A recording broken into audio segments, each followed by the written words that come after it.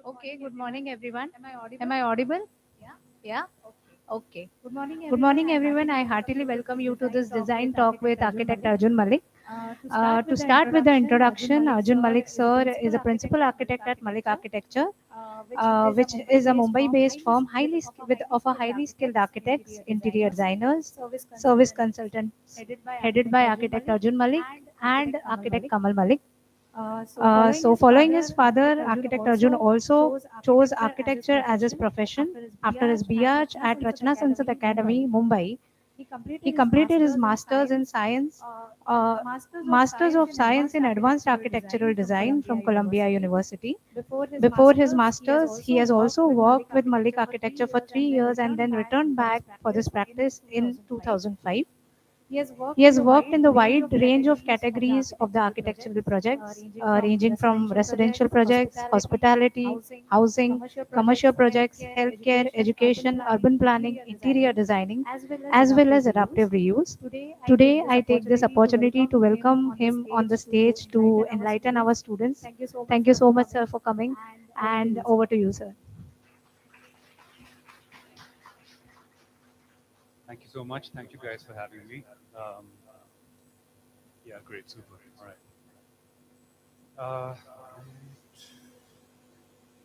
So I was told that they're mostly third and fifth year students here. Is that correct? Or it's across all years? Across all years. Wonderful. Okay. I think she already kind of introduced the practice. Dad started the practice about, it's almost 40 years now. I've been with him for working there for about, it's been 18 years. Time has really flown. I mean, it wasn't that long ago I was sitting here in your position and on the side of this whole relationship. But I think what's been interesting about the practice thus far is trying to find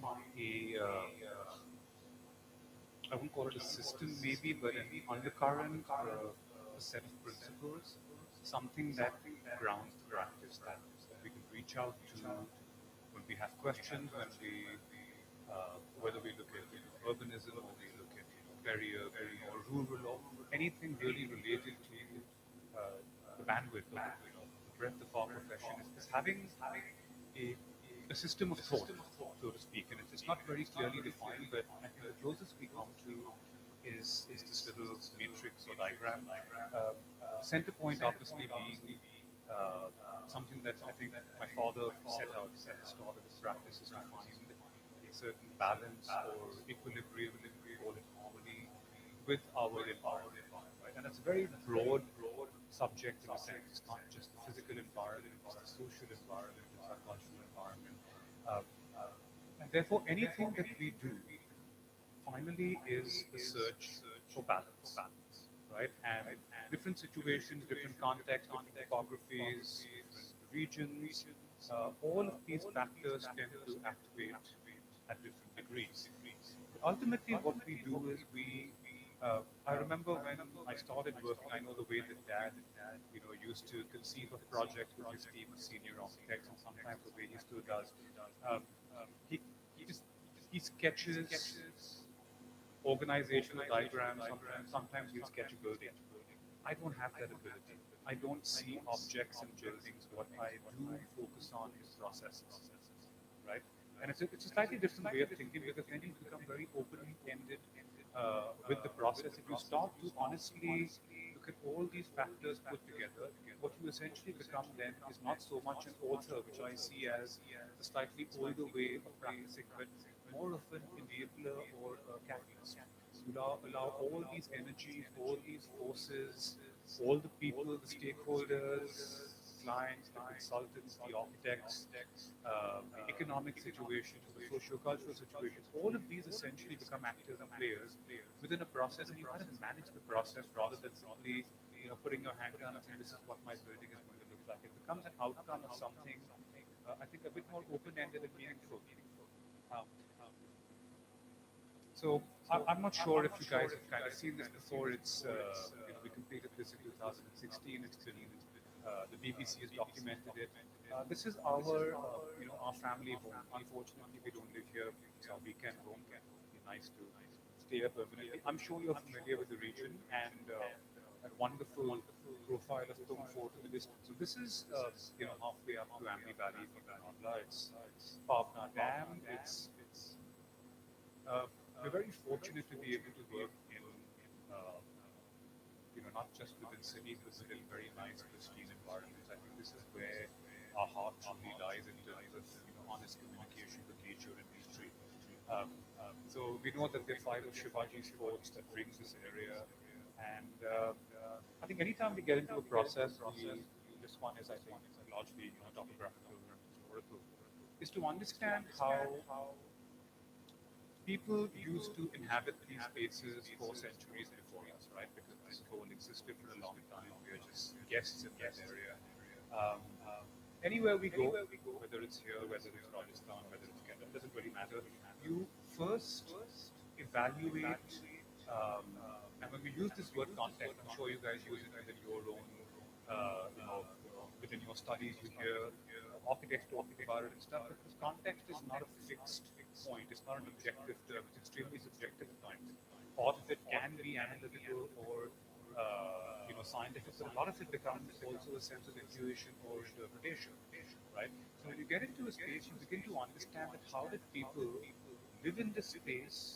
How did they sympathetically inhabit the space before we had electricity, before we had air conditioners and pumps, etc.? How do you sympathetically uh, live within an environment, right? And we've seen the way the forts work. We simply have these fortified walls that trace the ridges of these hills because they give you the best vantage points, they give you the best security, best visibility, etc. Yeah, so that's the 5 acre site. That's our home up there. That is our friend's home down there. It's actually his site, and the only reason we came here because he wanted to build a house and he said, look, I don't want to live here alone, so are you guys willing to uh, and these are the streams that come through the site. That's why it's called the House of Three Streams because it's a very, very steep hill going from southwest to northeast towards the water. And there are these gigantic ravines that have cut through the hill over centuries that essentially allow you to discharge rainwater. And you don't really want to tamper with these ravines, the hydrology of the site. You want to kind of more sympathetically assimilate yourself in the space. So going back to the idea, two key ideas. One is the idea of fort wall, right, that traces a downward sloping ridge, right, goes southwest to northeast, and then dips into two ravines on either side. And the other one is to simply get into what is a dense, hilly forest, detect spaces within the trees because you don't want to cut the trees, right? And essentially form, there's no fixed program to this house. We didn't even start with a house diagram. We simply identified bald patches between the trees, vantage points towards the water, towards the hill. And that's where we started to place some of the areas and then started to stitch it together. So in a way, it really works around the device of walls and verandas, right? Because you have great weather over here. It's cooler than Bombay. It's drier than Bombay. If you can naturally ventilate, if you can shade from the sun and rain, you can essentially be outdoors all day. I'm not going to take too much time over those. Yeah, it's not a very clear projection, but and it's stretch. But that's essentially how the hill flows down, and the house, rather than forming floor levels, I think you kind of work with intermediate levels. Somewhere differences are 12 feet, somewhere 18 feet, somewhere 4 feet. Uh, and it's very, very steep because it's a ground floor house, but from top to bottom, it's almost 60 feet is level difference. And we've organized the house around the central spine that flows along one of the ravines. So during the monsoon, you're essentially walking beside the water streams. Not even see the fort up there. Anyway, projection is really bad. I actually can't see anything. Is there anything you can do with this projector? Just like I don't recognize my own drawing. But and maybe the pictures get better, right? But I think the drawings are more important for you guys. So I'm going to try and I mean that's one of the major ravines, right? That's the other ravine, and part of the veranda space is actually bridged over these ravines and then connect to the pool and water body, and those are then the upper levels of the house. Um, I think you start to see a fairly yeah, that one's nicer. So really, what happens is, I mean, we would happily have worked purely with, the language of the Konkan, which is, work with Mangalore tiles and wood. But what tends to happen is, if you have a flat piece of land, then it's fairly easy to connect your spaces with a single roof. But the moment you start to form these different levels, right, and considering the wind speeds that you have and the deep overhang that you need, the moment you start to split these levels and you still want to keep the house, dry and connected during the monsoon, suddenly your roof geometries have to start adapting to the topography of the land. In a way, what you see, right, and the evolution of the final roof forms of the parasol over here is ultimately a man-made interpretation of the topography of the land. And I think that's what's significant about this house, is that we came in there, the experience of walking through, walking through the trees and kind of, avoiding the branches. We wanted to keep that sense of how the land felt when we first went there, right? The idea is not to domesticate this terrain, is to be able to sympathetically assimilate yourself into the terrain without really disturbing it. And therefore, even the language of the structural supports ultimately start to follow the asymmetric tree-like patterns to be able to open up very large, unbroken swaths of panorama. It's a very interesting engineer that we work with. We're working with someone from Pune who designed all the superstructure elements, and yeah, that's the bridge structure. It's kind of true-like column back there, and um, we worked with this engineer from Pune who worked on the foundation, the substructure. And when they got to the superstructure parts, we actually found that they didn't have the tools to be able to analyze this composite structure, but we've used really, really thin steel plates and then worked with wood sections. I think the technical term for this is called a flitched section. You flitch wood and steel together. You make them work compositely. The steel does the heavy lifting in terms of gravity, but then wood gives it seismic performance and lateral loading. But they need to work together now. Fortunately, we encountered this German engineer who's a company called CEN based out of Hamburg, and they had set up an office in Pune, and they were at the time working with OMA and Gary and Zaha, and they were doing mostly back office work for their Dubai and Southeast Asia projects out of Pune, but they wanted to take on something here as well. Right, so they took this on as an experimental project. The structure is actually quite remarkable. These are 5-year-old images. You can't even see this wall anymore when the trees have grown. And in a way, a lot of people, both architects and non-architects, have come here, and it's actually quite tall. Right? That's about 40 feet tall. It's about 3.5 stories tall. So there's also a scale here that ultimately hints towards the memory of the place of the forts. Right? It's the same black basalt that has been gotten from the site into excavation.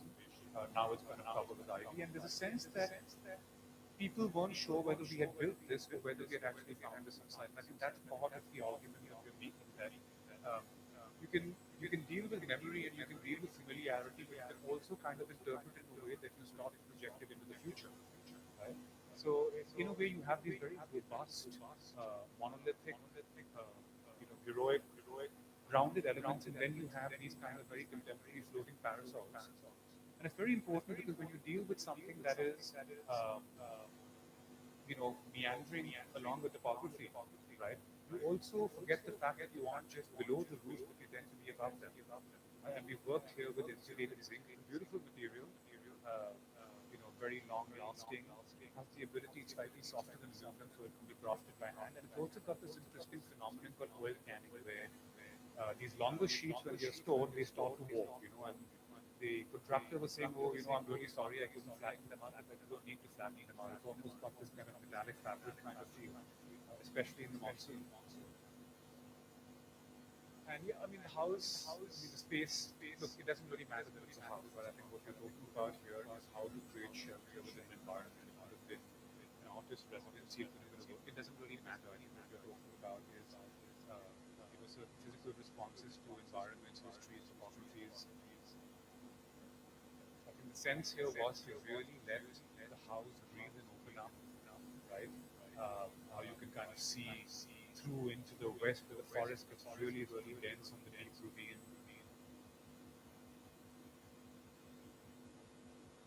And this is much more overgrown with landscape now. And that is fundamentally what the house is, right? It's just a veranda. And we find a lot of farms here, at least in this region.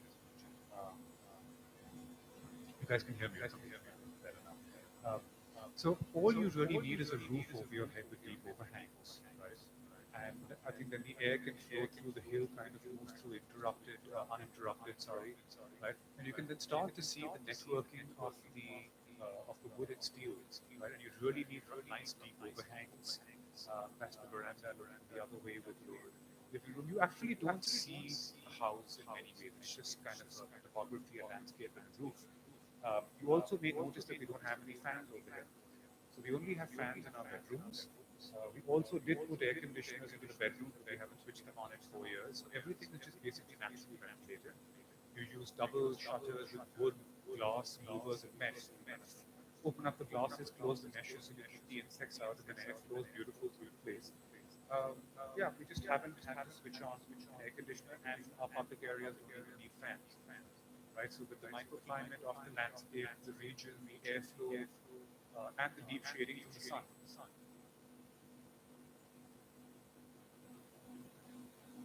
Yeah, that's further to the west. Outside the kitchen, we have this outdoor dining area. We do our herbs and stuff over there.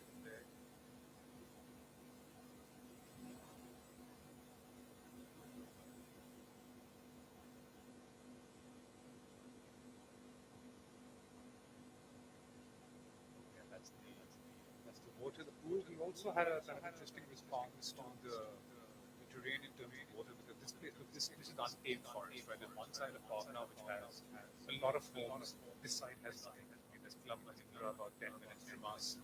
Hilton Shirim about 20 minutes away. Bhutan about 10 minutes away. There's nothing else over here, so it's dense forest. There are wild animals and snakes and stuff over here. So I'll get back to that. This is the primary spine that leads you to the different parts of the house. And that's actually the ravine, and water flows here in the monsoon. So we also designed two verandas where we're talking about a four-generation family. With different kind of different groups of people, different priorities. We are more water babies. My parents tend to hang out with their friends. So we kind of separate these verandas. In a way, it becomes like a little bit of a village, right, where you have your bedrooms and then you aggregate and form these communal areas. The people can be together, people can be separate, and that's the spine. Oh, I'm so sorry. I'm so sorry. Better? Better? Yeah. That is okay. I can see it from here. No problem. That's fine. Um, that's the spine looking up. It's difficult to kind of gauge how steep that whole thing is moving up towards the salt water. That's where the water runs through. And you can actually see even when the house was built, in a way you couldn't tell it's a new house. It almost felt like it belonged there. It's been there for decades. It's weathered quite beautifully now. And that's the primary, the pool pavilion. So again, from an engineering perspective, the ability to be able to support from one side so you can completely free up panoramas towards the other. So when you also get into structural engineering, I think it emerges from somewhere, right? You don't just fetishize structure for the sake of it. You really see a purpose in terms of being able to maneuver the structure in this way. And that's the water. We've got two bedrooms within that. So as I was mentioning about the snakes and stuff, so it gets really when it gets dry here in the summer, and any water source that's on the ground is going to attract frogs and rats, and then of course snakes will follow. We had young kids in the house, so we found that by lifting the pool up over two bedrooms, one is we were able to contain the amount of ground coverage, very important considering the density of trees, right? Plus, you've got this beautiful elevated perch point for the pool. You've got beautiful thermal insulation for the bedrooms.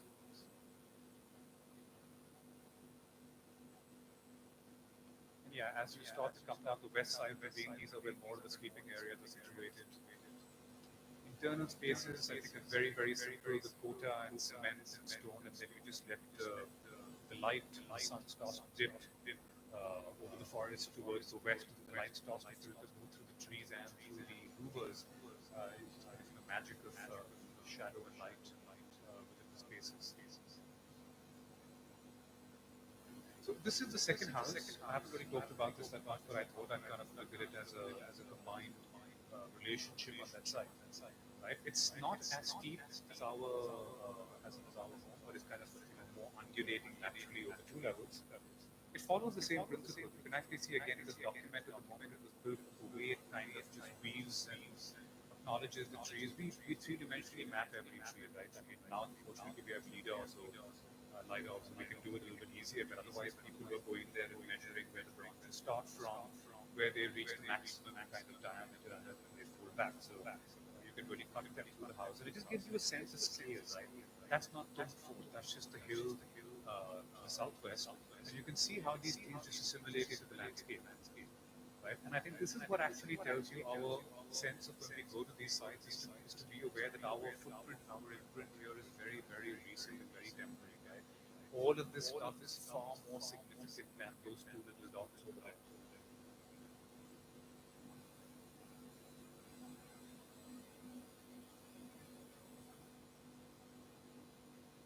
That's a nice drone shot of Medmund with the relationship between the two. There's a fair amount of level difference between those two, which you can't see flashed out right now. And that's how the house actually moves along and through the contours. It's organized over these primary levels. They want easy accessibility, so barring, but again, it does gradually step down, here from east to west, and then there are a couple of bedrooms where we get the lower level up into the ground. The language is very similar, right? The same language of like rafters of same of the stone wall. You can't create an argument here and then suddenly go on, reverse it and invert itself. But I think it really becomes a very distinguished space of its own because of the topography, the trees, and the organizational structure of the house. Here you can see again, it's very important here to be able to overlap spaces because in monsoon the rain is really violent when it comes horizontally. These spaces do tend to get a bit wet, but at least you can move through them without getting totally drenched.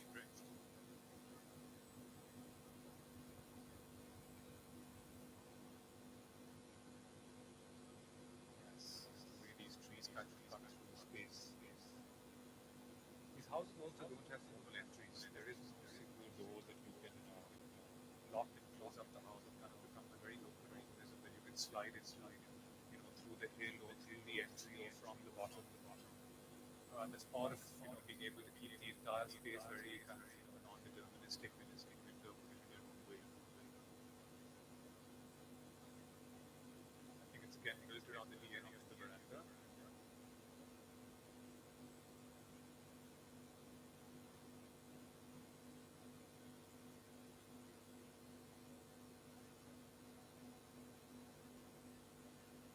And that's quite interesting because you can't actually tell, with the spindly trees, which ones actually support the house and which ones allow trees to come through. It's a very interesting detail here with the trees going at an angle, right? And had we taken this glass member of the dining room vertically upwards, it would have actually collided with the trees. So again, when you get the side, you start to make these little micro gestures and being able to navigate through tiny spaces where the glass ends here, turns 90 degrees into a skylight and then closes over here, so it allows the tree to diagonally cut through. What you're basically doing is you're reducing the distance between yourself and the landscape and nature, but you're really getting up close. Because normally what we do is we get to this beautiful location and we have a lake and everyone gets obsessed with those distant views of the hills and the lake. We found now that we've been living here for a couple of years. In many ways, those distant views have gotten embedded in the imagination in a way that we don't always perceive them. What's really, I think, more precious to us now is the close, dense forest, right, which is in such close contact with us, and that becomes far more significant than those sort of heroic views across the landscape.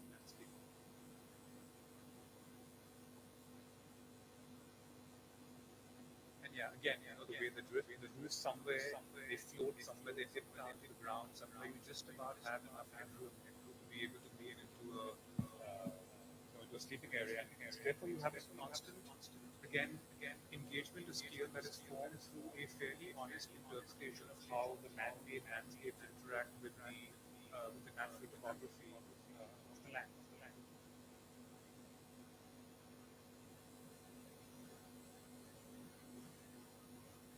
Yeah, that's the very low access to one bedrooms, and then how the spaces start to expand, tree actually comes through that space. This requires a lot of time and engagement on site. You can't really interpret these projects purely through drawing documentation. You can actually see the stainless steel boards that keep the steel and wood working positively. And then as you look down the hill, that's where you actually start to see the houses almost emerging from the hill. So you can see where they flow, how they make contact and kind of create these very nice in-between premises.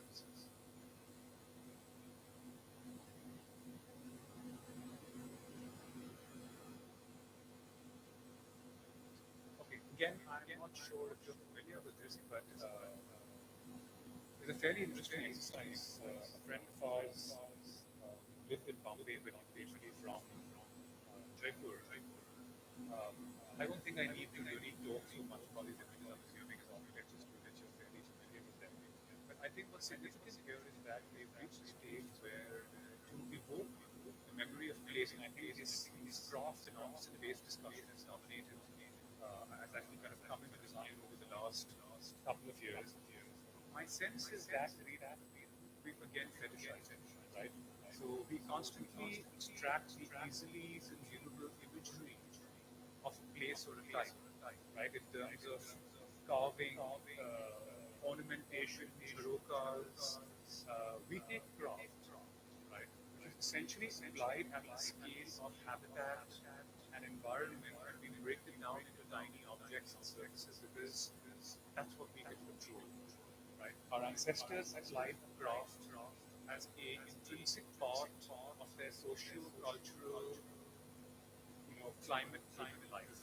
They didn't compartmentalize it into door handles and cups and holders and stuff, right? So for us, what's really important is, can you go back to mobilizing the craftspeople and the artisans who actually live in this area, who are being marginalized and losing their way of life, right?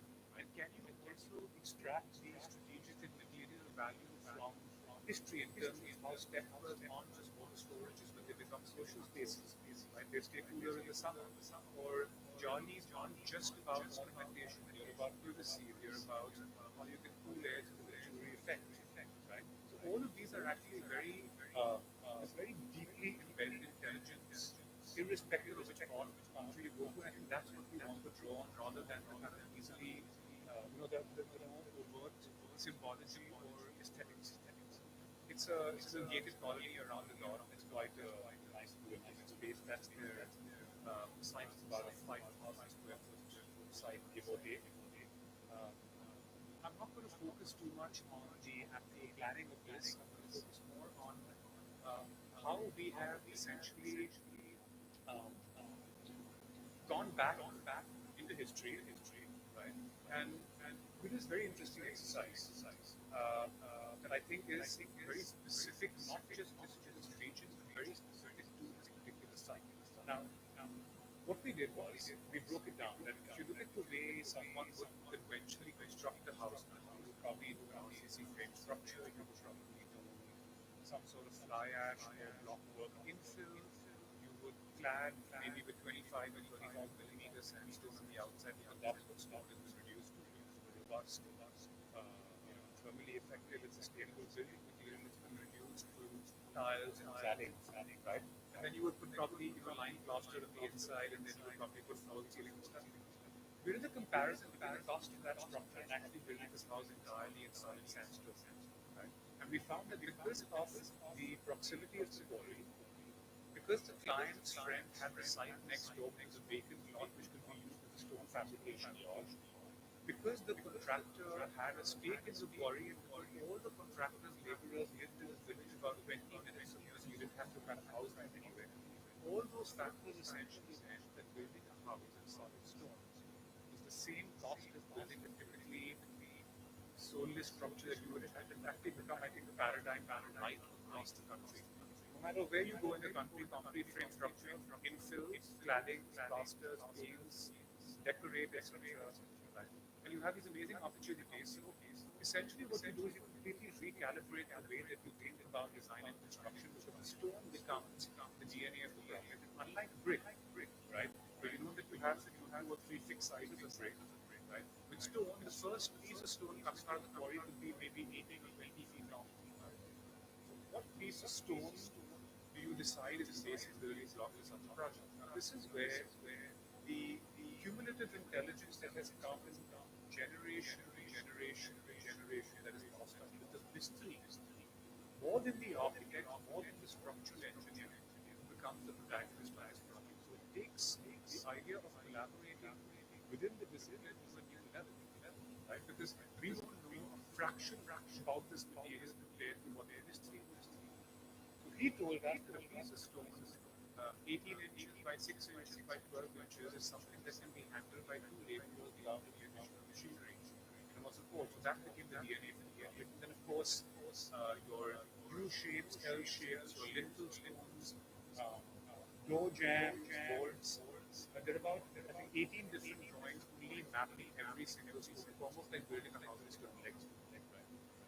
More importantly, you cannot do any chasing. You can't borrow zurries. Everything from your services, electrical, plumbing, lighting, etc., everything works only if it is planned and executed on day one. Because you're literally building this up in the ground, right? You can't cut and put things in later. And so every single element in the house, from the the load-bearing openings to the slab structures, to the flat or vaulted structures, to steps, to roofs, to cavity walls, to lintel pieces, etc. And I don't even see the reason. Even the retaining walls and rock, everything is essentially constructed out of one single material, but technically two materials. 90% of the house is Jodhpur sandstone, right? The whitish gray, so it's not so much the Jaipur red sandstone. And the other one which we've used for the rocks and retaining wall is stones that came out of the excavation, which are more kind of reddish and brownish. So really what you have to do is you have to go back, right? Even the way that they quarry stone today, they use these diamond cutters and gang saws. And what that does is you can quarry huge amounts of stone, but you lose the texture of the stone. So this all becomes this kind of flat, sandy finish, and then you will go back after taking away all the texture of stone, and then you start artificially creating texture. What we did was, I mean, the quarry owner gave us a lot of bloodies, but the point is he agreed that in small batches, right, you could go back to the old way of quarrying stone, which is to drill the holes, right, and either do the dowel, bang the dowels in, stone would split along its natural lines of weakness, and therefore you will expose the natural grain. So in a way, you got natural textural stone back from the ground, and completely authentic, undoctored texture, right? Just by following the natural process, right? It totally changes the way that you approach a site very often. That's one of the lintel pieces which supports the walls. And you can see that even the reveals for the external fixed and sliding folds trading systems and the reveals for the internal blinds are all actually cut in stone. This is unimaginable anywhere else in the world. Right? You go to what people call an industrialized or developed country, and this house will cost you 20 to 25 times more than a conventional solution. And that brings us back to our approach to tradition and vernacular techniques. Now, we don't need to copy what's been done in the past, right? But you're still sitting in we live in a country which is still somewhere between the informal and handmade economy and the industrialized economy. So for us, we're still in that place on the cusp of the handmade potential being obviously more sustainable, both from an environmental perspective as well as a social cultural perspective, but also from the perspective that economically it's almost the same cost as an industrialized or what you would call a factory-made building. And very often we do not know, or we get the sense that you normally see foundations and columns and concrete mixers and filth everywhere. And here you kind of get the sense that you're not sure whether you're building a structure or uncovering an archaeological site. So everything from we work with cavity walls. So the fundamental construction that we've used is rather than having what we traditionally have been a 2-foot wall that then narrows to an 18-inch wall, right, or maybe a 2.5-foot wall narrowing to an 18-inch wall from basement to structure levels. The engineer and the mystery worked on a very interesting interlocking solution where you have a 6-inch thick external stone, a 6-inch cavity, and a 6-inch internal stone. If you were going to work with interlocking block, it can be reduced that for, to keep the thermal brakes on the brakes. Besides which, we actually have these steel stirrups and pins that are linking the stone across the cavity as well as to each interconnecting stone for seismic shear. But then it gives you a clean cavity to run all your services. It also improves the thermal performance. Right? We've got about 7 to 10 degree recorded temperature differences, outside to inside. Even for a board, I mean, it's very simple way that they used to build boards. Put in a formwork, put in your board, and then kind of restart the solution. Now, a very interesting piece of stone that we found lying on site that we've actually brought back to Bombay for an exhibition. Right? You can actually see the natural texture of the stone, but we couldn't figure out what had happened over here. So history explained to us that this particular stone was used as a base where they were cutting other stone. Every time the blade went through, there was this beautiful superimposition of a natural earth texture with this kind of artisan-based cutting thing. And this is not something that you can actually, no algorithm or AI can generate something that's beautiful. So in a way, again, you embrace the process. If you understand the process, get deep into it and embrace it, you will find magic in pretty much every corner. These are the reveals for the external screen and the blinds. That's the length of the piece. And these are how the boards are interlocked with stainless steel shear discs. Cavity wall systems, interlocking stones. The external fixed and sliding folding system. So again, the entire house will change how it operates based on time of year, seasons, privacy, etc. It's basically taken 40mm thick sandstone pieces and made customized sliding folding hardware. So again, you take the jollies and you can, breathe new life into them, right, without having to adhere to traditional aesthetic patterns. And I think once you come to the quality of life, that's even when you build these steps, you have to actually cut the steps in each time the stone is being laid. So you miss a step and you put the stone on top, you're done. There's a step. Right? It's a completely different way to address the construction process. And this is how our services have been handled. So you have the cavities. You can see how the service runs happen during the cavities. Somewhere in the last little pieces, you actually have to drill holes through and through to let the major conduits in. And engineering. Theoretical engineering versus practical accumulated knowledge. So that's a single 8-foot cantilever by 12-foot single stone slab. The structural engineer said, look, we need brackets over here. The mystery said no, and this is how the mystery made his point. Right? He put these 10 people on top and made them jump up and down and said, I'll put 10 more if you want. So I think, again, when we talk about being an enabler or a catalyst, right, it's about creating an environment where everyone has the ability to bring this freedom or knowledge to a situation. Yeah, that's how there's a lot of sliding, folding, opening, closing systems over here. In a way, it's both very old and familiar. It's also very, very contemporary. More importantly, it's extremely honest in the way that it's been conceived and built.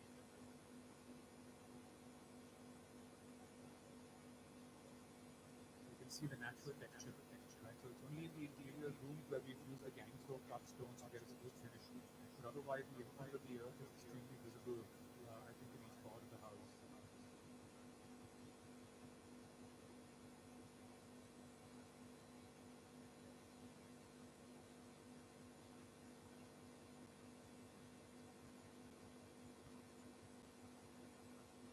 The interior space, it almost becomes a bit of a light lens. You don't have any direct light coming in here. So besides the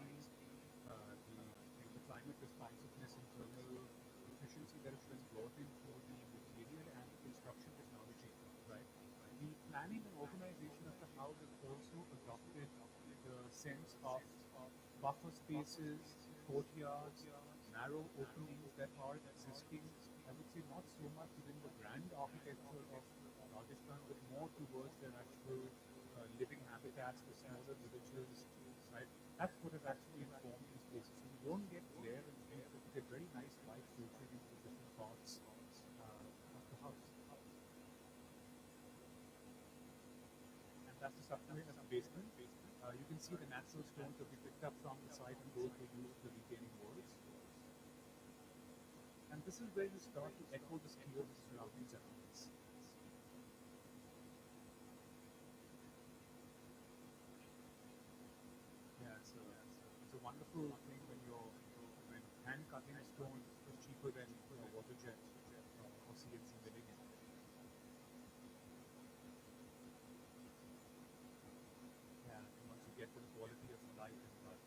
the window that opens onto this courtyard in the basement, right? We didn't tell the stone masons that you lay the stones in this particular. We actually gave them full freedom to lay them the way they wanted to. So in a way, these are not really doctored textures, right? They just happen organically because we let someone interpret these spaces and these materials in their own way.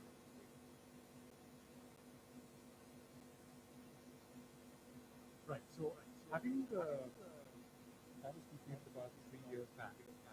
We are working on trying to. So now we work with sandstone. Now we've gone further into the south. We are potentially looking at how we can mobilize granite, which is stone, but it's a very very different material in terms of being much harder, much more brittle, very difficult to work with, right? And we're kind of doing an experimental structure here for a developer in just on the outskirts of Hyderabad.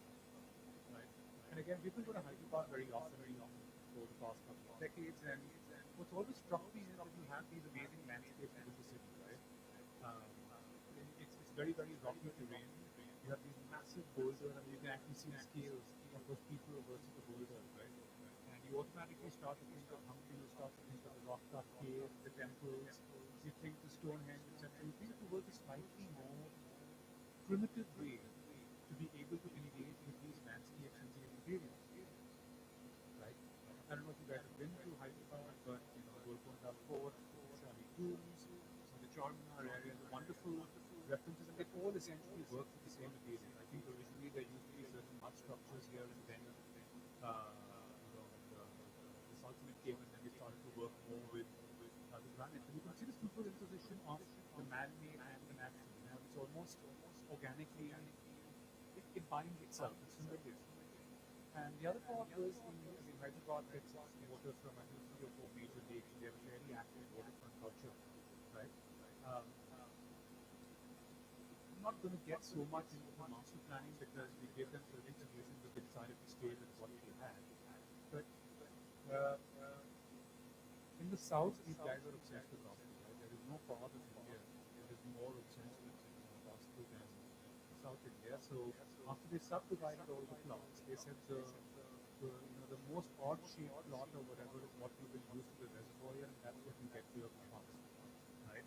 But in a way, it worked out beautifully for us because this reservoir, which is quite large, it's almost 30 meters by 30 meters by 15 meters deep, right? And we explained to them that what we normally do is we take all these infrastructures, which are life-sustaining, and we throw them onto the back of your site. But look at the city you're living in, whether it's your Bauri, whether it's your Stepford, whether it's your Durgam Field, whatever. Water has been at the center not just of your life-sustaining activity, but of your, of your social-cultural activity. So why are we taking this into a corner, right? So in a way, we embraced the fact that we had this site over here, and we integrated this reservoir here, right? By looking at overflow levels. Sorry, I think that's not seen there, but there's an overflow here, which is allowing the reservoir to actually eat much deeper into the site. And in a way, we're able to orchestrate that almost as a quasi-waterfront stroke ghat stroke pool scheme. And I think the typical parts of Davao, they are sporting activities, multi-purpose spaces, F&B areas, banquet areas, game system, all this. But the land gradually slopes from the road down to that reservoir, which is why they actually picked that spot, right? And what we said is that there's just we just wanted to see a landscape that moves through the site. We didn't want to see a built-up structure. We didn't want to see a building, right? We didn't want to see what they would call a grand, luxurious clubhouse with gigantic marble lobbies and whatever it is that passes off as aspirational luxury or design great. For us, it was all about negating built form and focusing more on landscape, light, shadow, and how to be able to take some of the strategic aspects of what we've identified in the region as well as the material aspects. What we simply said is, what happens if we can just engineer a light filtering Paris house that unifies the site organically and lets the land through the built area, through the flints, through the slopes in the landscape, just move organically and unbelievable, right?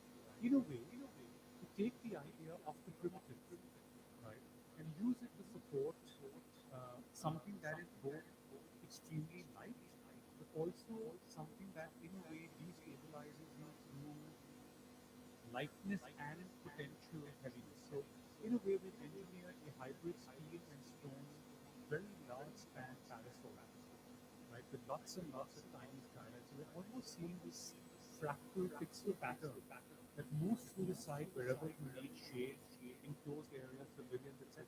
And the courtyards happen organically within it, and everything finally, and I don't know why it's not visible. That's your reservoir over here. Right. Now, originally we wanted to do this all in stone, but it was becoming very, very expensive and complicated. So we worked with a very lightweight steel truss, almost like a space frame, right? That then gets weight stabilized with stone panels. Also quite interesting because the team worked on rationalizing three different patterns that came from the Shikharas, the Gopurams of the temples in the south, right? So using both parametric software to look at sun's angles as well as using these profiles, we've actually got these inverted micro-temporal profiles on the underside of the roof. And essentially, it just takes away all of the elements and skills that you would expect from a building and breaks it down into a landscape that is both familiar but is also, I think, trying to create, I think, new organizational and spatial structures. And again, of course, the simpler part is working with granite cavity walls for our services, for our air conditioning, etc. Because when you do a structure like this, right, and the one thing you may have noticed in whatever I've shown you, there is not a single hole ceiling in any of our works. So your lighting, your fire sprinklers, your air conditioning, etc., all designed on day one, right? But also, how do you deal with it? All of these spaces require a fair amount of backup infrastructure, right? And tomorrow, if you don't plan it right, you're going to have to start putting a POP or a false ceiling, or then you start to decorate it with wood or something else. But I think there's a different strength that comes when you look at the life of a project and the budget of a project, right? As not because today everyone breaks it up into what is your cost of structure, and then what is your cost of MEP, and then how much you're going to spend on interiors, right? But both from an environmental perspective in terms of structural performance, resource management, and in terms of having a magnetic field in space, we deal with all of it through the core structure and the creation of habitat. We don't create frameworks that you then decorate and then call it a habitat. This is how our ancestors used to deal, right, with the habitation of the place. It's just carrying the tradition forward into the world.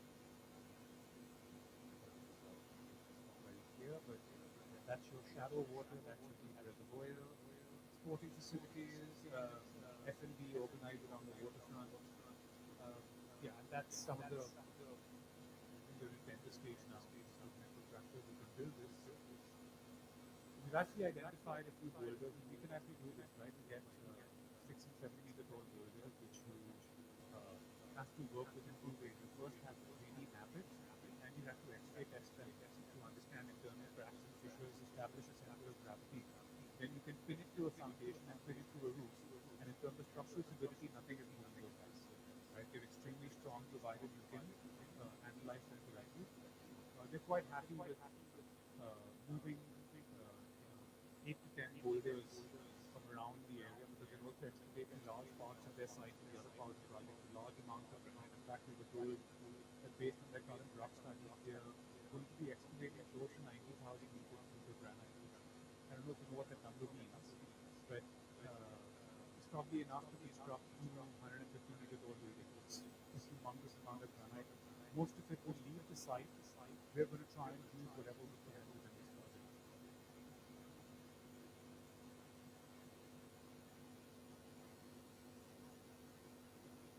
We also look at the walls, and we explain to them that even at this early stage, we can look at a craft and artisan-based project, but we also do it from a fine arts perspective, where I don't know if you guys have seen whether Ajanta and Ellora, very often you don't see these markings in stones, right? In terms of that's how they used to calculate how many hours or days each person had worked in the new turn. It's like in prison, you see those stuff across, right? And what we said is, why can't we integrate artists working with the stonemasons to be able to do live art whilst they're building the project, instead of identifying spaces and then either putting out onto the walls or in the courtyard, which obviously will come in the second layer. But they actually work on gigantic in situ structural art whilst you're building the project. And that's how the cone actually works. Your assembly area being that side.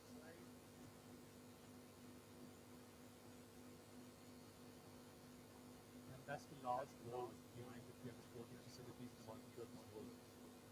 It's almost 55 feet tall, so it becomes a wonderful, what you would call a blank canvas to really explore the material in different ways.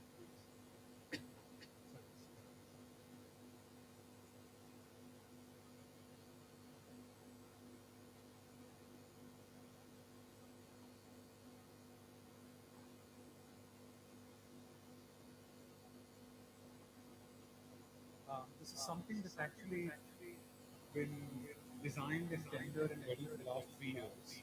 Um, Permissions, I think Kerala are very, very tricky subjects, especially if you want to stay on the right side of the law and not get into the guard. Um, but again, I've been to Kerala a lot since I was about 18 years old, and they call it God's own country. And I think what's significant about Kerala, I don't know if you guys have been to spend time in Kerala, whether it's Cochin or Calicut or the backwaters or going down to Kanyakumari. But Cochin has this wonderful, dense, tree-laden topography. You can actually see the Chinese nets by the waterfront here. Fort Kochi is amazing. And what struck us as significant is that all the architecture, whether it was the Dutch or the British or whoever came in here, they would actually build using vernacular techniques in very sympathetic ways. And no architecture would actually come above the tree line, right? Simple courtyards, Mangalore style roofs, verandas.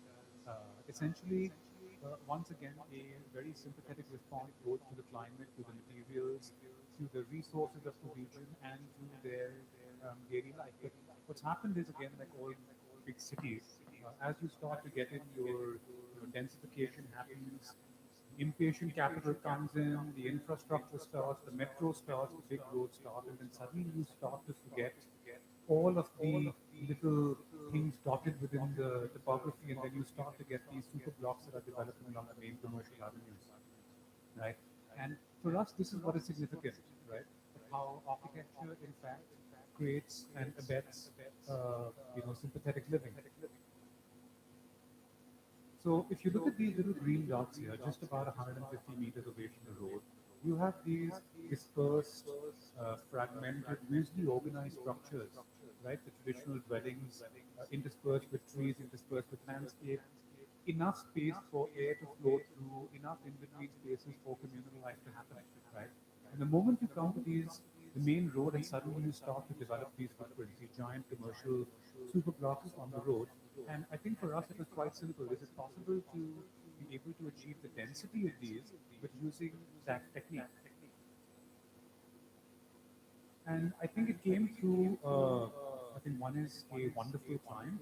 So this is a project for Mathrubhumi. I don't know if you've heard of it, but they are one of the two largest media houses in the south. They're also in Dubai.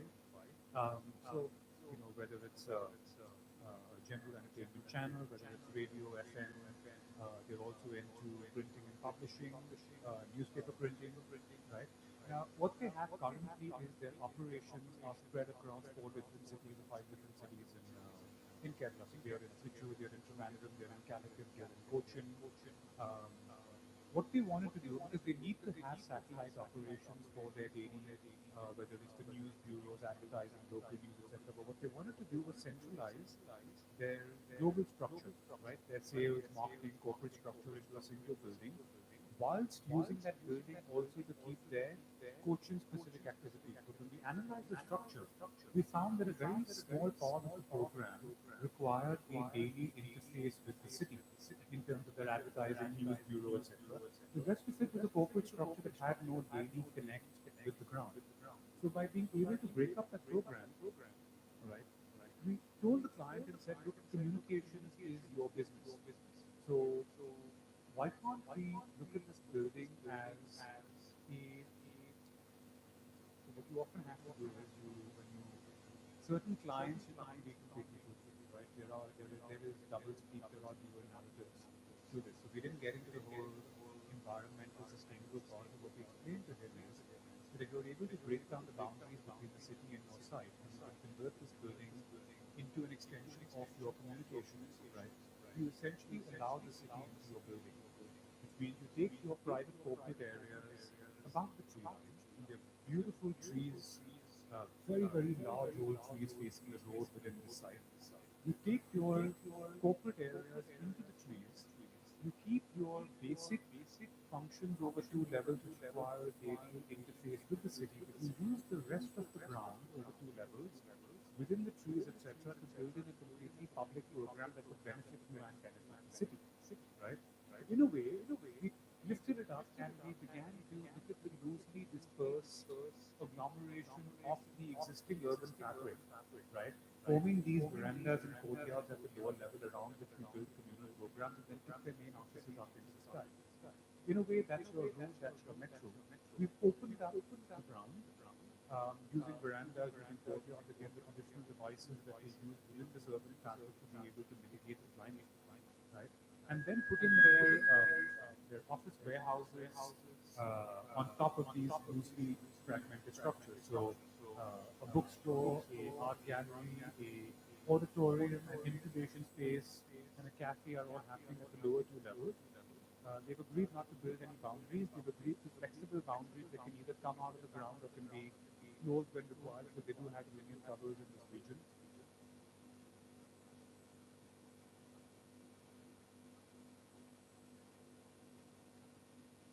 Yeah, so that's what your lower levels look like, right? These are the Kochi-specific operations over two levels. That's your bookstore and library, your art gallery floating on top.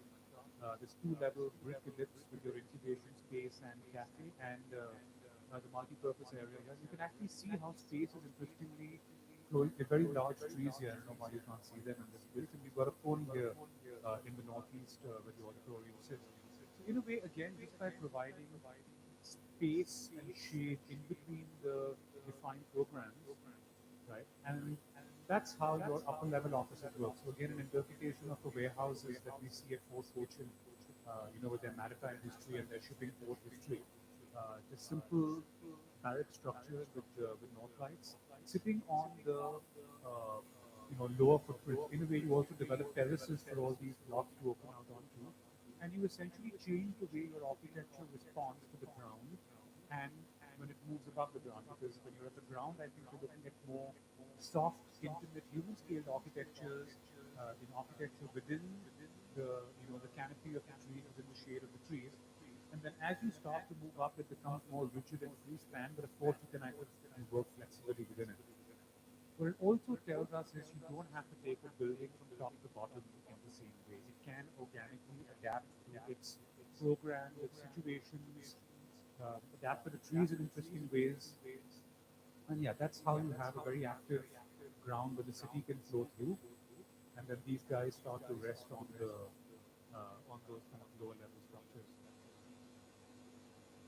And it's quite interesting because even the superstructure, again, we're told at the moment you go away from G+1 architecture, you need to start building in concrete and steel. But here, we're still in talks with Vinu Daniels and the Laurie Baker Institute to be able to work with their, bricklaying teams. Um, but just by using simple steel joists and working with jack arches, right, you're able to bring all the terracotta and all the existing materials back into even the superstructure of the building, right? Normally, the conventional logic is, okay, I'm in a ground plus one house, I can put some brick, I can put some stone, but can you really mobilize these materials more efficiently into denser, slightly taller structures? You can see the echo, the north lights coming in from your Aspen Wall house and all your warehouses currently where they have the Biennale. The gallery floating between the two blocks. And yeah, some of the sketches that we've been making, so we've been working extensively with brick modeling. You can see the brick cylinder here, it's about 9 meters tall. And it starts at about 350 mil and then actually it thickens up to almost 1.5 meters to a natural structural corbel where you can also then use space within thickened walls. That's kind of how it happens. And those are the kind of interpretation of the space. The southwest corner that's opening up into the plot, no boundaries, the bookstore and art gallery, the office spaces, the incubation spaces, how kind of the in-between spaces are forming. You really respond nicely to the trees. You give a lot of shaded space because they don't have a dedicated monsoon. It's kind of always raining a bit here and there. So a lot of shade, a lot of veranda, a lot of cross ventilation.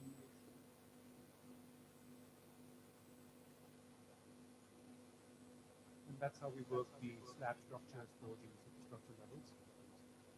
Some of the office interpretations. Okay, so this is something we completed a year back. It's a bit of a sad story, I think. So it's a very interesting site. I don't know if you guys have spent time in Delhi, but Okra Phase 3 used to be an old industrial area.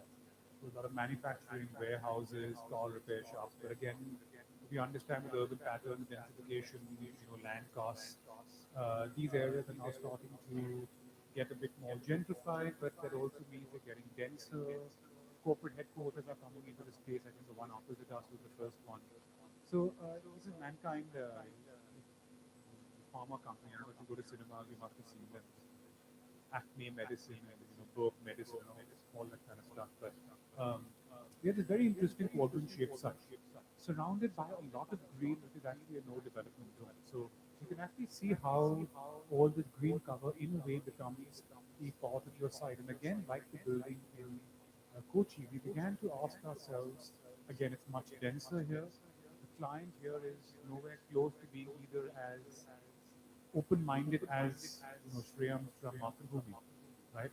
But we, and that's kind of images around the site. You can see there are lots of dense trees around us, and uh, it's interesting how building codes in many ways determine the architecture. I think I don't know if you guys have seen Sunil's exhibition, Decoding Mumbai, in terms of the detailed studies that they've done. But this happens in Delhi as well. I think their laws are a bit more, I think, common sense and relaxed in a way. But in a way, building codes determine your urban environment. So this is what the building codes told us that we needed to do to consume our FSL, right? Um, but with a simple set of operations, by being able to expand the ground coverage a bit, you've got a courtyard in the center because otherwise, if you go back here, right, all this becomes dead space, no natural light, right? You put in the courtyard, we begin to understand a series of north and east facing terraces. Again, I think this is all coming from the region. You see lots of buildings in Delhi, whether it's the really historical buildings or you even see a modernist architecture, right, of Rival and Kaninde, etc. These are very familiar techniques to be able to deal with the sun and the environment. But what's interesting is that when you start to step down these terraces and you start to form these radial connections with the maximum setback, you get a cantilevered self-shading structure as the structure starts to get lower. And then we look at an inverted opening structure that then starts to open up your prevailing breezes and your sun coming into this courtyard, right? And then to create further shading and to consume some of your area. We also use some of these ground spaces to open up and give them a nice multi-purpose auditorium, which has now been supposed to have a very beautiful sculptural shape, but they've now converted it into something else, right? So in a way, now you're dealing with a more kind of stereotomic way of taking an object and then carving out of it based on your program, based on your the sun's angles, the prevailing breezes, and the near and distant views of the landscape. You also can start to bring nature and landscape again into a fairly dense environment. And that's how the building was envisioned. This part has been built exactly the way it's supposed to have been built. That guy's been turned into a horrible little squat box. And yeah, that's how the building section works. The kind of self-shading mechanisms to the west, the terraces that start to open up to the north and east, and then how the building lifts up and allows some of these spaces to go through.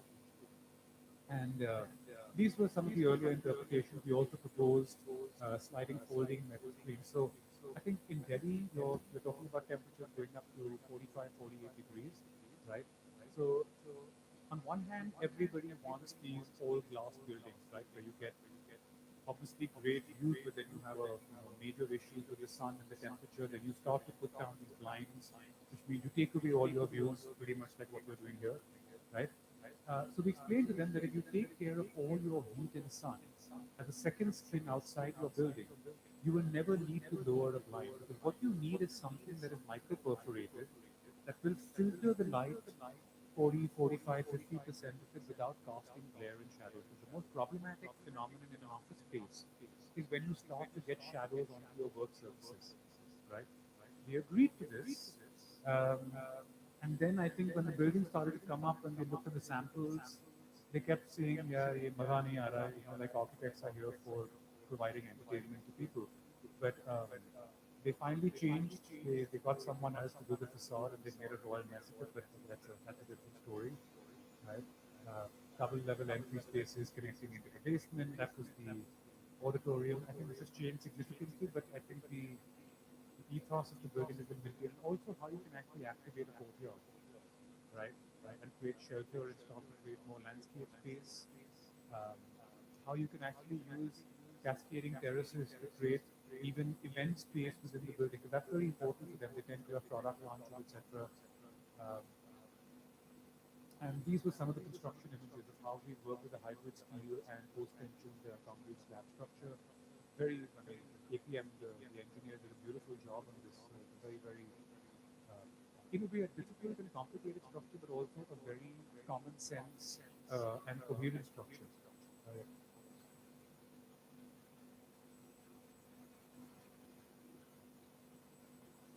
And unfortunately, the North India is a very, very different place to Maharashtra and the South. It's a little bit different with their aesthetic values. And I think someone visited LA and saw the art the museum that has been done by Hilarious Video. Yeah, the Broad Museum, where they've got that parametric facade. And what they didn't realize was, A, it's a museum. Second, most of that facade is sitting on top of a dead wall. So they came here and started getting there was an architect from Chandigarh who said, I can do this for you. Made a royal mess of it, and finally, what we told them is that if you look at the parameters for designing a facade, right, the first thing and most important thing is energy balancing. Right, you want to cut, your building gates gains heat in two major ways. One is it gains it through direct heat coming or direct sunlight coming in and heating up internal surfaces, and it gains through ambient heat. So what your second skin actually does is, first of all, it cuts the first one and gives you glare-free light. It also creates an in-between cavity, so when the sun comes and heats up the metal, right, it creates a pocket of hot air between the metal and the glass, the surface cavity, that allows the convection current to be formed and essentially creates a stack effect, right? So it's very scientific.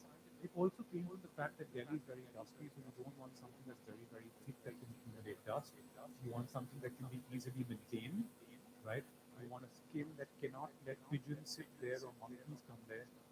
Monkeys climbed up this building, went into an open window and destroyed its complete floor because they gave them a scaffold to climb up.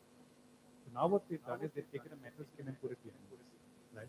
Anyway, yeah, I mean, there are all kinds of absurd things that happen, on projects. It's part of it. But the space, the geometry, the overhanging, the overall performance of the building has turned out in many ways the way we had looked at it. You can see how those giant corbels come in shape, and it's quite awful what they've done with this. It looks like a structure for a transformer, not a multi-purpose room.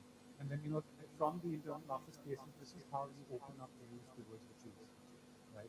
So in a way, the purpose of this, not just environmental, is also to kind of create different view angles. So when one part of the structure corbels this way and one goes this way, you've got very nice view funnels so everyone can look at the green. And those are kind of finished images.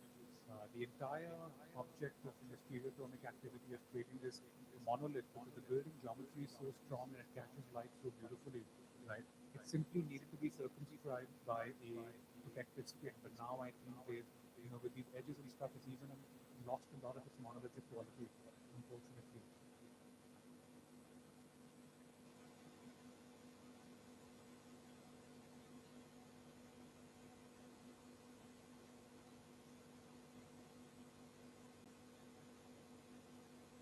And that's how the courtyard works with the shaded space.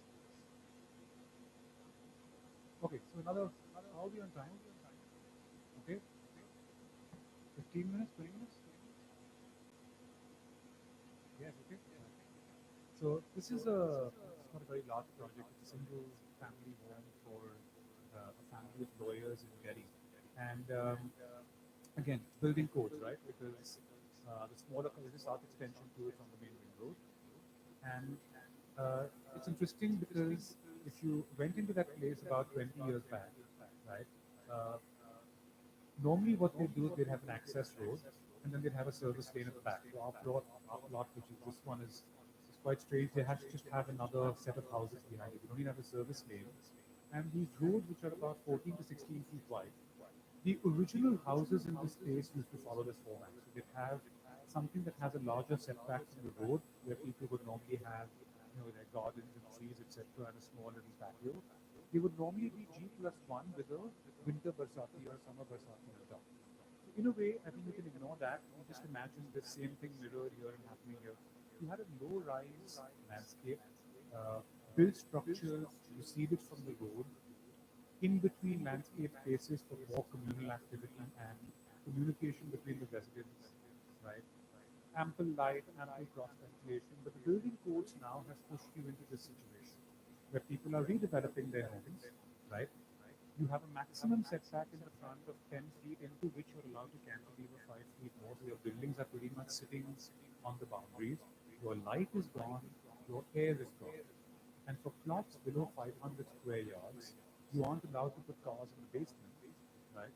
So they have mandated that we have a stilt of maximum 2.1 meters where you have to accommodate your cars. In essence, what you've done is created a dark, lightless space, taken away the landscape, taken away all the aspects that used to make these sympathetic spaces to live in. And then now you've given people their gold-plated apartments on the interior. So the question is, how do we use some of the rules here to be able to work within them to get back some of the advantages of what used to be whilst being able to work within the existing density requirements. It also required a client who was able to sacrifice to out of a maximum 12,000 square feet. They were willing to, let's say, sacrifice 800 or 1,000 square feet, which could get lost as FSI, but in volumes and cuts, etc., etc. So that actually, because this is the existing situation, right? That's our plot. That's the home next to us, which is a G plus one Barsati, and that's actually the building next to us, which is being completed when we started working here. So it kind of gives you a sense of, what is, what was, and then what we are trying to work with, as an intermediate balancer or mitigator. I think the most important thing here, with that being our road, was to open up the ground, right? So you actually have the stilt slab, but we simply sacrificed 350 square feet of stilt space in the front and opened up a nice 18-foot high. There are existing trees on the site, there are existing trees on the pavement, and you simply allow the landscape to come through. The void that cuts through the superstructure becomes quite narrow, right? Then it widens into the basement. Now, what generally tends to happen and is, see, I don't have the plan here, but because of that stilt slab that normally would happen here, right? In order to get some level of light into what they would call their stilt, which normal people call the ground, but in Delhi they call this the stilt and they call this the ground. You know? So in order to get light from there to here, there would be a fairly large void that would be cut through the structure to bring light down here. As a result, you would essentially develop a C-shaped plan with lots of usable area in the front and lots of usable area at the back, and then a narrow connector to be able to accommodate the courtyard. What happens here is because we have this large void at the ground, I'm not relying on light from here to come down to this point, so therefore we can reduce the size of that light catcher and therefore allow the main living spaces to stretch from the north to the south, which is through and through.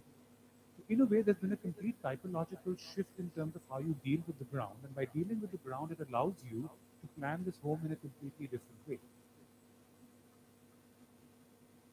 Yeah, and that's the cross section. So you can see that's actually the level where you can stretch the main living areas from front to back. That's the void that cuts through the house, and then you can see how it expands here at ground and then cuts into your basement. And that's actually how the solid and void diagram works. As lawyers, they're allowed to have an office in the basement. They've also got a partial office uh, at the ground, which is actually the first, and then their home actually starts from this level. It's 2.5 levels with their terrace. So you can see how the interlocking happens in a way. This whole thing becomes a thermal balancer and light catcher, right? The light port that comes in from the south is very, very deep and narrow. You can actually see the void space here and how it transforms as it comes from the south, right? And how it starts to widen as it starts to move into the north. Sorry, yeah, it's not a very clear. And yeah, that's how you kind of perceive it from the street. Again, this diagonal cut to the northeast, sorry, to the northwest, was particularly because they had existing trees. So Manali here, who's the primary client, it's her, her daughter, and her father, right? She's got a green thumb. She has a farm outside Delhi. She grows her own fruits and vegetables. She wanted this place to be as green as possible. She loved the trees, and she's also one of those people who is very happy with mohalla life, where sometimes she wanted to open up her, her bedroom balcony window and be able to talk to the neighbor across the street. But she also wanted to be able to get privacy and close up the house when required. So some of these strategies from the Jaipur house have found their way here. This is Gwalior sandstone, but you can see how these double level elements open up, and the diagonal slit is designed to capture the trees, but it's also designed for a angled north light that would bring light a little bit deeper into the structure. And that's the 16 and a half, 18-foot space in the front.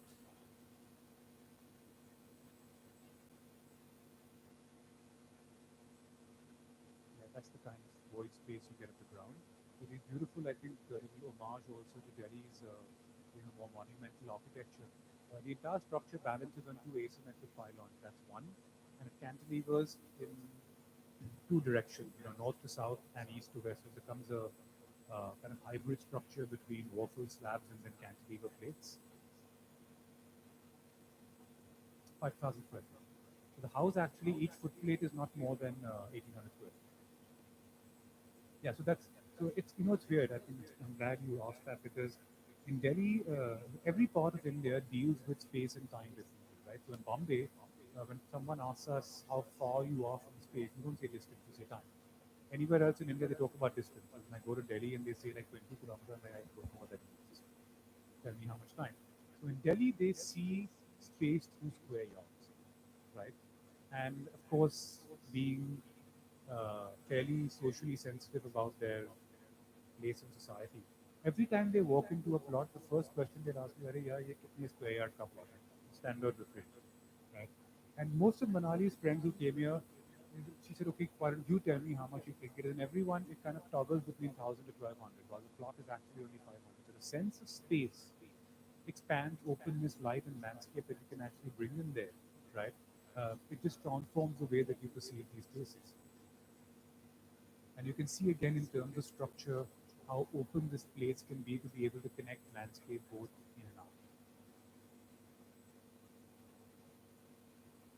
And once you're into the basement, you kind of get a sense again, even from their offices, of the landscape beyond and the void space that goes through.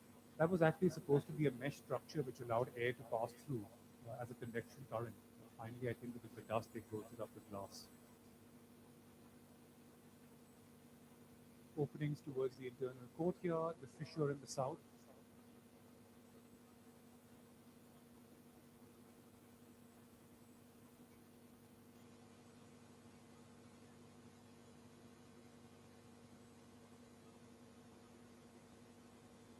Again, all the bedrooms have in between patio spaces with the sliding folding stone screens. Okay, now again, in a way, such ideas are manageable within ground level G plus one, G plus two structures. Is it possible to perhaps take these two projects running concurrently to take some of those ideas, right, into a far denser, taller, and more restrictive environment? This is at 19th Road Car. It's right opposite Rustomji Paramount. And they've got that Khar Danda village here where they've got all those beautiful painted roofs. And that's what you actually see from the side and see beyond. They're very fortunate because this is the line where the 52-meter tall structures stop and then the structures towards the sea all start to get lower. So in a way, I think it's very similar to Delhi, right? That This area used to be ground and ground plus one bungalows. It used to be gardens. There used to be trees. Now with the densification, everything is gone. Is it possible to kind of recover some of these things even in a denser high-rise environment? So in a way, opening up the ground, we're very, very fortunate. The shape of the plot and the area of the plot was just sufficient so we could accommodate our cars in the basement, right? Because the moment you have to take cars to a superstructure, all your ideas actually are demolished. Luckily, the plot was too small to accommodate any cars in the superstructure. It all gets taken care of. So in a way, you get the ground free. It's a very, very large single family. Brothers, their kids, so essentially organized into a three-level bungalow, a two-level bungalow, a three-level bungalow, common multi-purpose space, a single-level apartment for the parents, and a multi-purpose gym space and a puja room that kind of floats in the northeast as part of the open ground. And yeah, that's how kind of sections work. They're Marwadis. They originally came from Rajasthan, so at least they understood the idea of a courtyard and the really of shared spaces and communal living. Although, in all fairness, their first contact with us and the first discussion happened at the time when the new Marriott, the JW Marriott at the Sahara at the airport opened, and that for them was the paradigm of aesthetic luxury of nice glossy marbles and lots of lacquered veneers and stuff. And somewhere we took them down, and they were also open to a slightly more meaningful journey. And you can actually see that the building, its maximum constructed footprint is about 26 meters long, but in this direction it's only 9 meters wide, right? So the organizational structure of working with the center has a series of interconnected courtyards, right? Unfortunately, they did not let us connect from bungalow to bungalow. They happen only within the bungalow. But the original idea was to let this flow through the building, right? This side is where you have the sea in the west. Now, I think at Bombay Heights, you guys also know 2 p.m. to 6 p.m. the sun drops. It comes in straight through the west. All these new luxury apartments and high rises that have all these glazings facing the west, if you drive down, you will see all their blinds are down. Then they give you these balconies overlooking the sea, which you cannot use for 4 to 5 months in the year because of the monsoon, because there's no shading. The wind speeds are violent, right?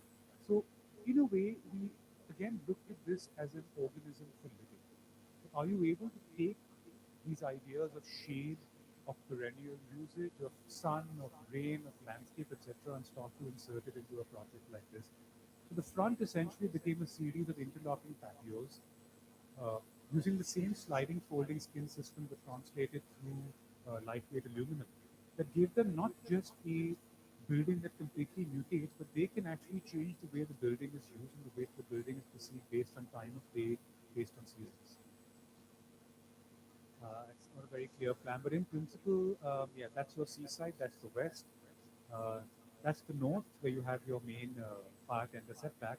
And they were kind of insistent that the north has to become a big glazed facade, but we kind of showed them the buildings all around them, and every building around them is essentially slabs and glasses and slabs and glasses. And we said, look, if you open yourself up with too much glazing here, you're going to put yourself in a fishbowl.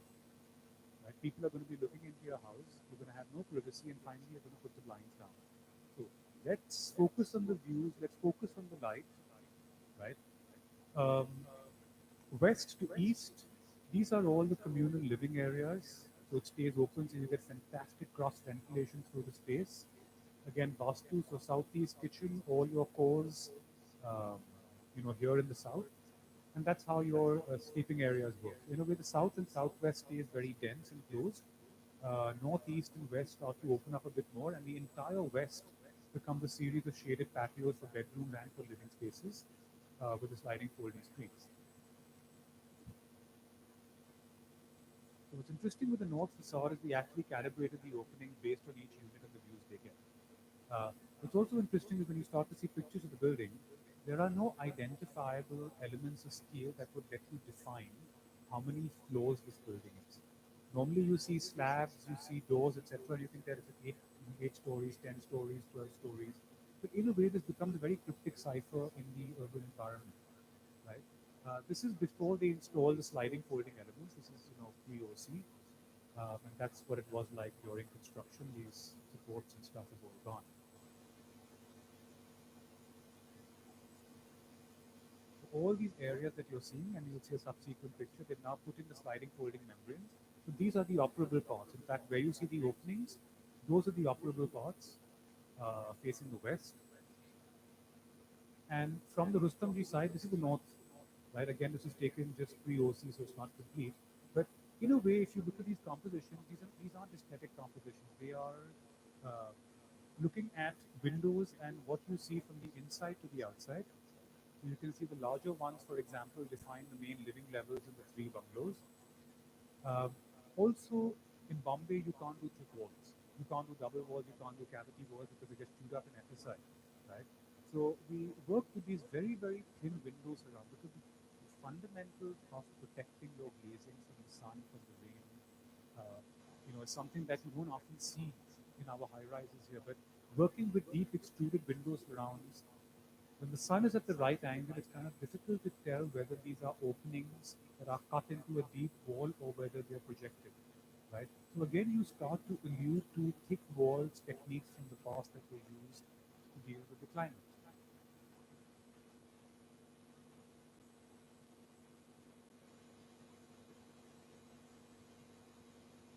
The client actually said that there aren't enough windows because the moment you see a wall and you see windows, you automatically think that there's small windows, right? If you're accustomed to floor to ceiling glazing, but just from a scale perspective, right? That window is 9 feet by 17 feet. It's humongous. These are wonderful view frame, but considering the scale of the building, they actually get perceived as very small abstracted openings.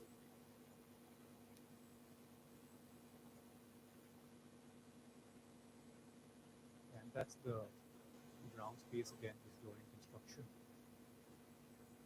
That's the puja room.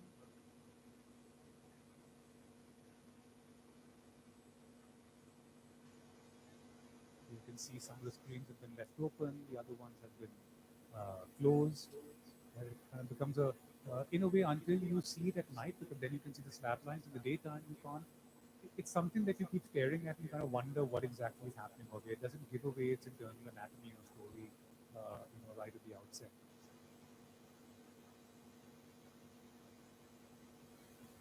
And again, the interior spaces, the patios and balconies, the way they can kind of adapt. It's the same space with closed, semi-open, and completely open. Time of day, time of year.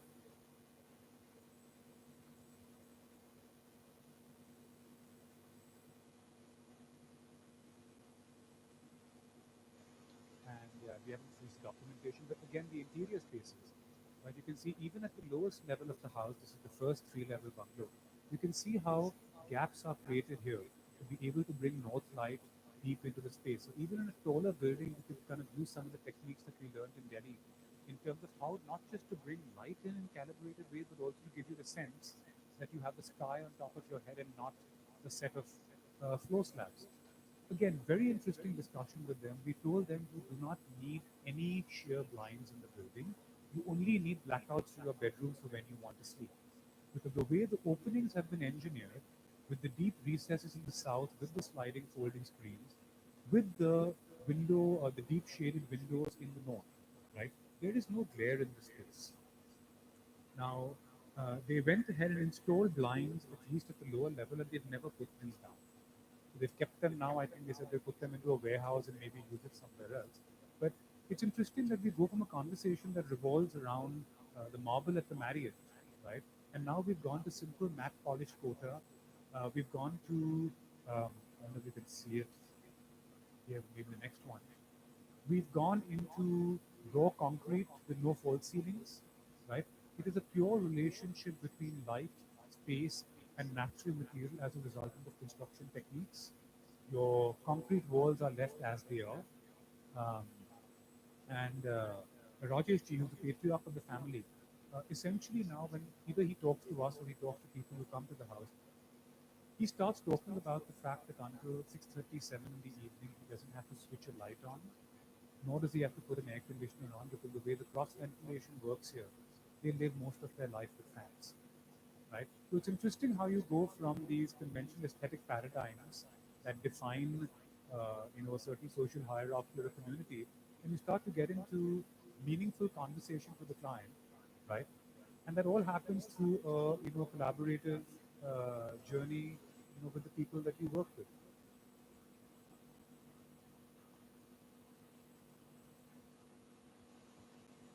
And yeah, each bedroom had its own little patio where they can control the light and shade. This is something I'm not really sure it's going to happen, but keeping my fingers crossed. But it's an interesting proposal. It's in Jubilee Hills in Hyderabad. Not a very large site. It's about 10,000 square feet, with the hill moving up towards the back. In fact, they told us that they'd seen pythons coming down that hill. It's quite a raw landscape back there. And existing pictures of the of the G+1 structure. They were looking at a preschool over here, right? And again, on a 10,000 square foot plot, they were looking at about 12 to 14,000 square feet of built-up area uh, within a maximum height limit.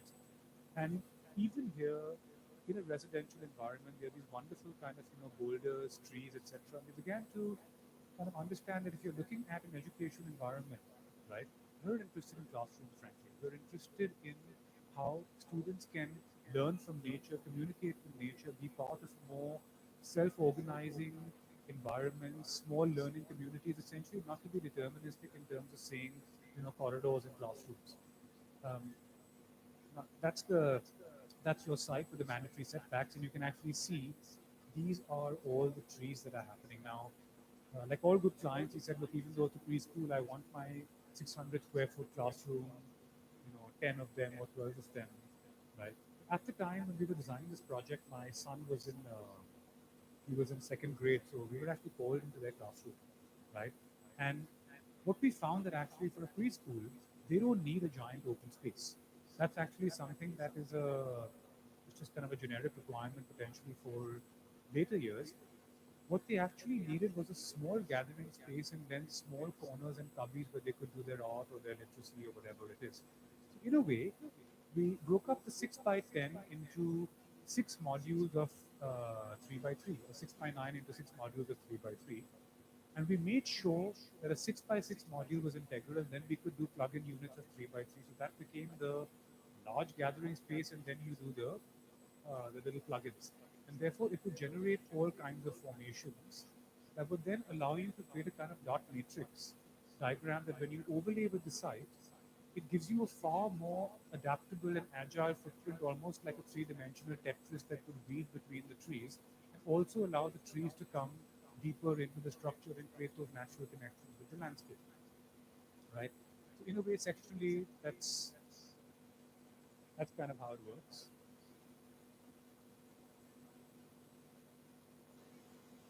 And that's how you kind of do the open ground build up, and then you work with the 4 module setting and the plugins, and then a 4 module setting with the plugin, and so on and so forth, right? Until what you actually get is a habitable jungle gym, right? It's just basically a piece of play equipment that has fixed and flexible areas, right? It's essentially a habitable scaffold that allows the trees, the rocks, the ground, the boulders, the climbing net. So literally, you can go from a climbing net to a branch, keeping in mind obviously the safety, etc. Right? And that's really what starts to happen. So again, it becomes more of an organism than a building. Trellis works for landscapes, for climbing, adaptable facades.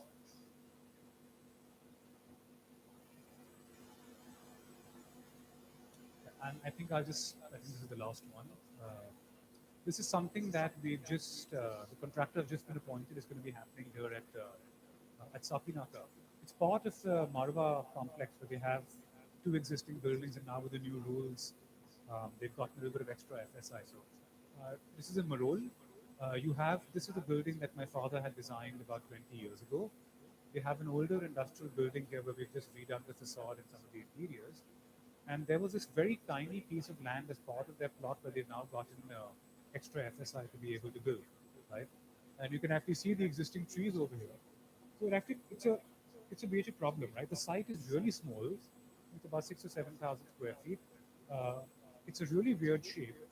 and it's got these gigantic trees. And as far as the client's concerned, they're basically developers, right? So uh, they said, look, we're going to get tree cutting permission, etc. Unfortunately, out of these trees, one of them had to be cut because there was nowhere else to put the service for. But we told him that, look, if you're able to preserve these trees, right, and if we're able to give you a really nice ground floor space with the trees that can be used for commercial activity, will you be open to it, right?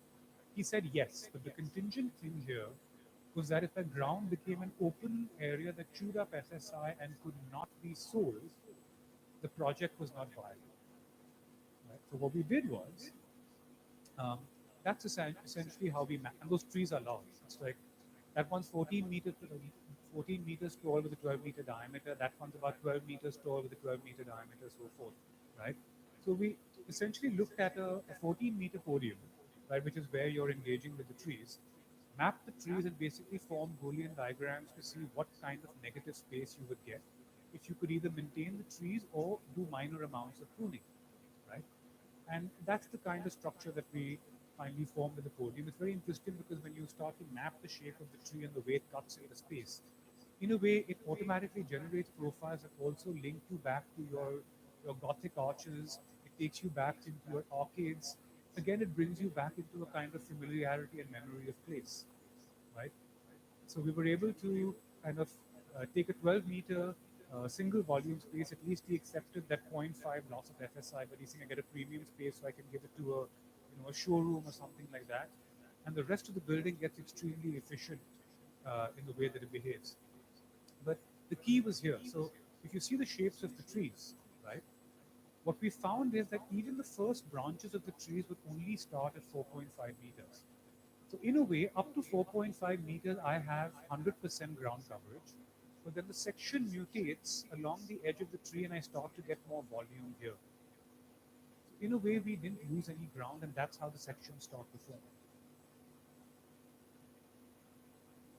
Yeah, it's quite nice. We have a kind of 11-meter tall internal arcade, continuous arcade, partly lobby and partly usable space. Okay. Look, this will take some time, so I would not. In fact, I'll tell you this project is done. You can just come and visit it. I hope you guys have heard of it. We've been there, right? So okay, I think maybe we can do this as a separate session. It's fairly extensive. I think we should stop it. Yeah. Thank you so much, guys.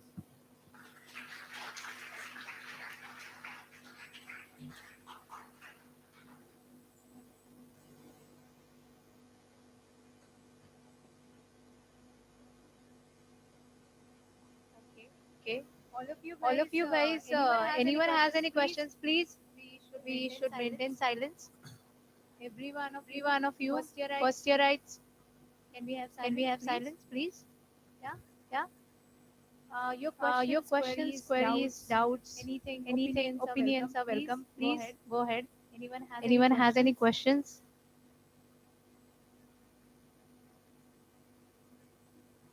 Yeah. Yeah.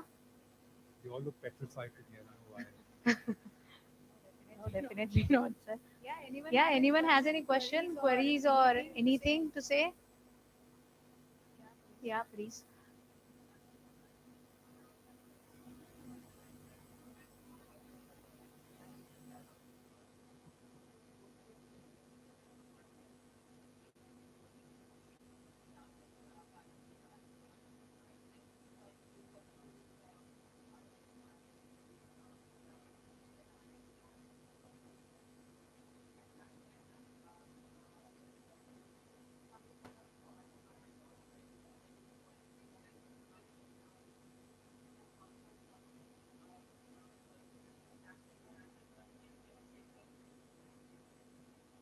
Why do you lose ideologies during the process? So again, if you talked about something essential, right?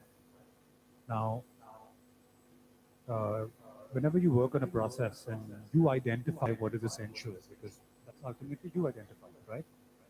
And your relationship with a particular situation. Normally, I would say the situation should identify what is essential. But during the iterative process, right, if you can't preserve the essence of what was, then it wasn't the right essence to begin. It was wrong for the situation. Losing little parts of it always happens. But what is precious, what is the core idea, what is essential is a very malleable and fragile and difficult thing to identify. And that's essentially what all practices are struggling with. Because everything goes through a process where things are going to go. I mean, if you're losing something that's essential in school, by the time you get to practice, you'd have nothing left.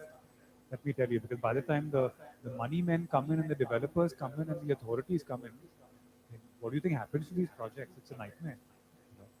So therefore, the essence has to be very resilient, and therefore it has to be based on something real and true and meaningful. If it's an abstract idea or something whimsical, it will fall apart at some point. It will not sustain.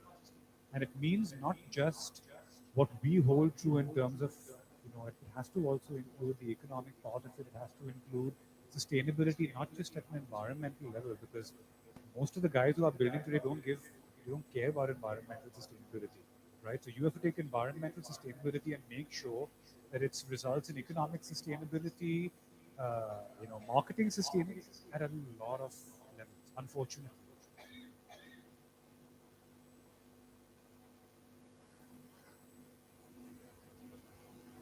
Anyone else?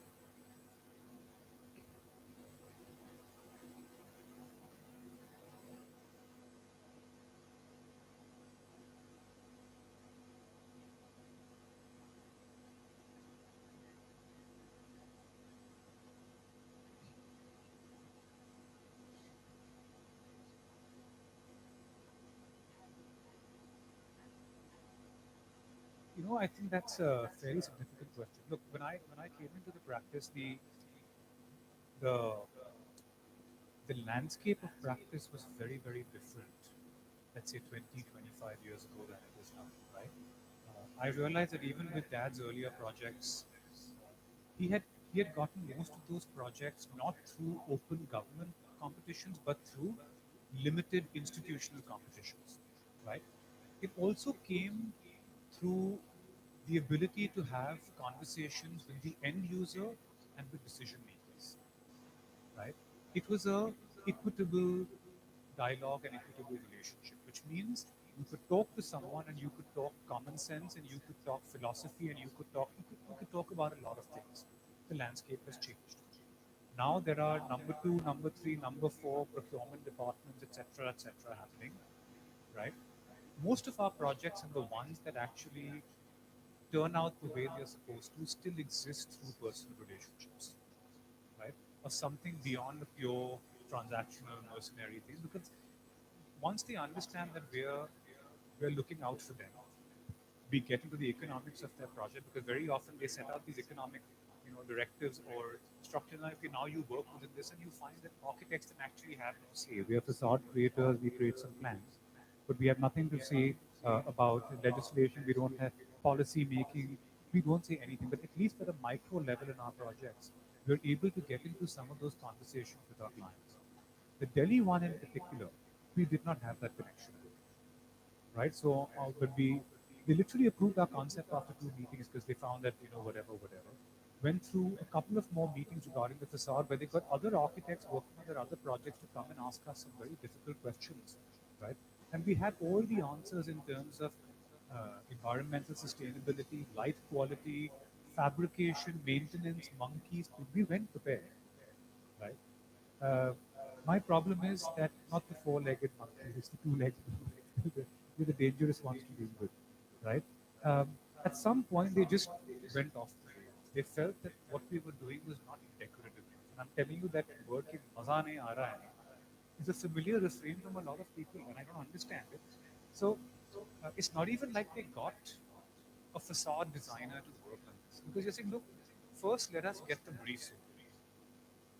Does your environmental performance, does your cost, pigeons, monkeys, life, dust collection, are these parameters that matter to you, right? Because they did 6 months ago. Has that changed, right? If it's changed, let us know. But if you're doing something that's 2 inches thick, you're going to have a serious problem with maintenance and dust collection, right? At some point, all common sense went out the window. It became a I think I'm a Sardar, I'm from North India, so I know the kind of bombastic arrogance that comes from that region. right? It became a question of there were also three people fighting amongst themselves over there, one like this, one like that, one like that. And they finally got, pardon my French, but some clown to come in and do this. He didn't know how to design it. He couldn't make a drawing of it. He was going to various vendors, first trying GRC, then trying FRP. After the building was complete, they took 2 years for the facade, and now they want to rip it off and do it again because they find it's disgusting. They've cut off all the light in their office. You go in there and it looks like little aircraft windows, right? The monkeys did what they had to do. They climbed up there, they broke stuff.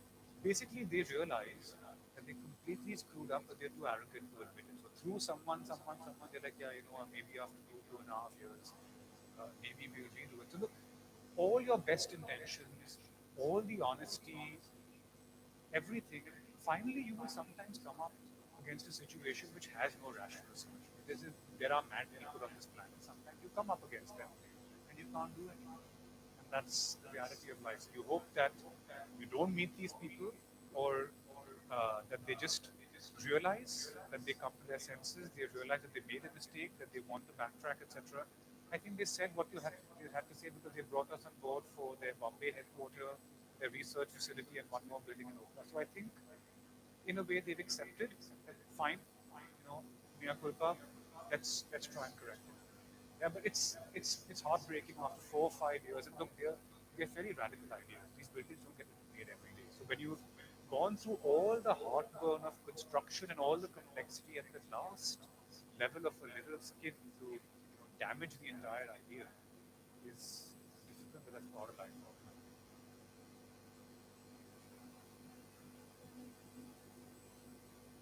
Okay. Yeah. Yeah. Anyone else? Anyone else?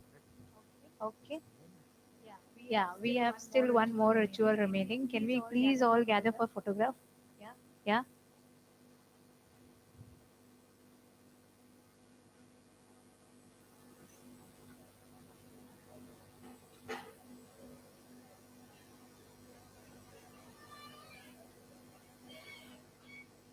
Guys, can we Guys, make it can we make fast, it please? fast, please?